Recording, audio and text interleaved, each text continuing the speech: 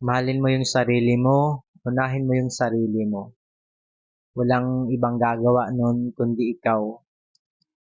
Huwag mong ipaubaya yung pagmamahal sa sarili mo sa ibang tao. Kasi pag pinaubaya mo yun sa ibang tao, for sure masasaktan ka lang. Magkakaroon lang ng hindi mabuting result. Halimbawa,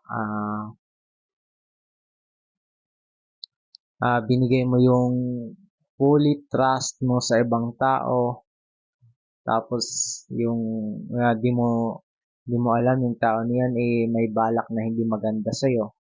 Sa huli, ikaw mapapahamak.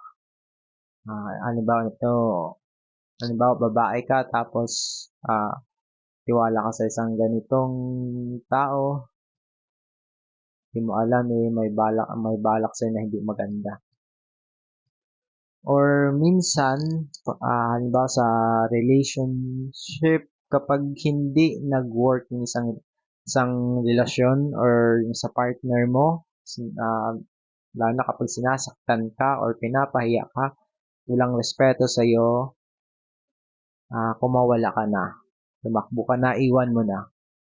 Sigurado sobrang sakit lang ang mararanasan mo sa kanya. Pero di ba kapag mahal ka ng isang tao, tatratuhin ka niyang tao. May pagmamahal sa gitna, sa pagitan ninyo, hindi yung pananakit. Kaya nga unahin mo yung sarili mo, mahalin mo yung sarili mo. Kasi pag mahal mo yung sarili mo, napahalagan mo yung sarili mo, ganun din yung gagawin ng iba sa'yo.